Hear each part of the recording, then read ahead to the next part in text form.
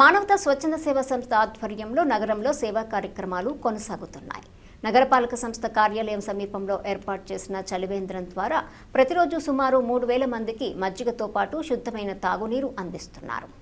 ఈ రోజు చలివేంద్రాన్ని సందర్శించిన వన్ టౌన్ సిఐ చిన్న పెద్దయ్య ప్రజలకు స్వయంగా మజ్జిగను పంపిణీ చేశారు.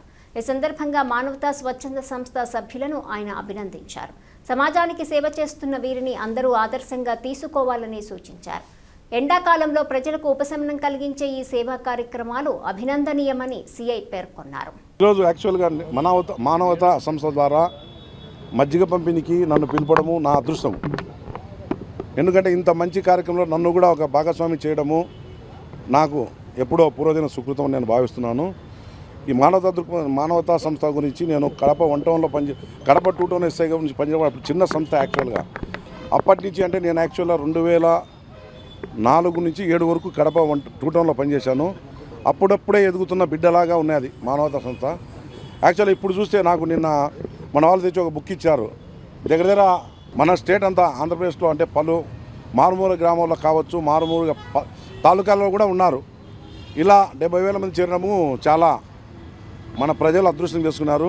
వీళ్ళు ఇప్పటికీ 3 సంవత్సరాల నుంచి మొక్కువని ధైర్యంతో ఈ మజ్జిగ పంపిణీ కార్యక్రమం, ఎందుకంటే ప్రతిదినం మనం చూస్తున్నాం పేపర్లో మీరు ఎండకు బయటికి రావద్దు, 11 నుంచి 2 గంటల వరకు 4 గంటల వరకు ఎవరు బయటికి రావద్దని ప్రభుత్వం వారే చెప్తున్నారు.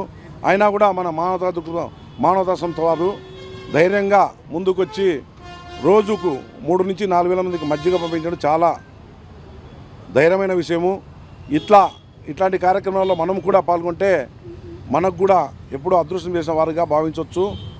ఈ విన్నపాన్ని భరించి ఇంకా విన్నపాన్ని మన్నించి కడప జిల్లాలో ప్రజలు ఇంకా ఈ మానవతా సంస్థలోకి ఏదైనా విరాళాలు కానీ ఇంకా ఏదైనా ఇస్తే బాగుంటుంది. ఈ డబ్బులు ఎలా వృధా పోవు వీళ్ళు చేసే కార్యక్రమం. ఎందుకంటే అనాథ శివాలు ఉన్నప్పుడు మేము ఫోన్ చేస్తేనే వీళ్ళు ముందుకు వచ్చేసి ఎవరు పట్టుకోలేని వాళ్ళను కూడా వాళ్ళే ధైర్యంగా అంబులెన్స్ ఎక్కిచ్చేసి వాళ్ళ కార్యక్రమాలు మన హిందూ అయితే హిందూ సాంప్రదాయాల ప్రకారము, ముస్లిం అంటే ముస్లిం సాంప్రదాయాల ప్రకారము, క్రిస్టియన్స్ క్రిస్టియన్ సాంప్రదాయాల ప్రకారము వాళ్ళ దాన సంస్కారాలు చేస్తారు. కనుక మనమంతా కడప జిల్లాలోని ప్రజలంతా కూడా వీళ్లకు ఇతోదిగా సహాయపడాలని కోరుతూ నాకు ఈ అవకాశం ఇచ్చిన మరొకసారి మానవతా సంస్థకు ధన్యవాదాలు చెప్పుకుంటూ సెలవు తీసుకుంటున్నాను. సంస్థ విలువల ఆధారంగా సంస్థ విస్తృత ప్రయోజనాలు సమాజంలో శాంతి నెలకొలాలని, ప్రతివానికి ఆకలి తీరాలని, ప్రతి ఒక్క మనిషి వ్యధ చెందకుండా ఒంటరివాడెవడు కాదు, సమాజంలో కులమలతాలకు అతీతంగా అందరము మమేకమై అతి పెద్ద కుటుంబంగా మానవత అవతరించాలని పనిచేస్తూ ఉంది. దీని ద్వారా అంతిమ లక్ష్యం ఏంటంటే వ్యవస్థాపకులుగా నా ఉద్దేశం, మానవత ఎక్కడుందో ఎక్కడ ఆ ప్రాంతంలో ఎక్కడా కూడా ఒక్కడు కూడా ఆకలితో బాధపడకూడదు. అంతేకాకుండా ఎక్కడైనా వికలాంగులుంటే వికలాంగులకు చేయదగినంత సహకారం చేయాలి, వృద్ధులుంటే వృద్ధులకు చేయాలి, అట్లాగే అందులుంటే అందులకు చేయాలి.